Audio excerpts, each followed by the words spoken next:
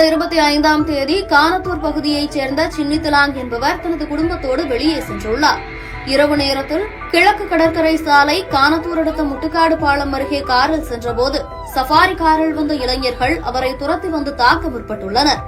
இது தொடர்பாக சம்பவத்தன்று அவர்கள் தரப்பில் எடுக்கப்பட்ட வீடியோவில் 2 கார்களில் வந்த சுமார் 8 இளைஞர்கள் அவரை நடுரோட்டில் வழிமறித்து நிற்பதும், பயத்தில் பெண்கள் வண்டியை ரிவர்ஸ் எடுக்கும்போது காரில் இருந்து இறங்கி வந்த இளைஞர் ஒருவர் அவர்களை தாக்க முற்படும் காட்சியும், பயத்தில் தப்பிச் செல்லும் காரை அந்த இளைஞர்கள் வீடு வரை பின்தொடர்ந்து வரும் காட்சிகளும், பெண்கள் அலறும் வீடியோ காட்சிகளும் பதிவாகியுள்ளது.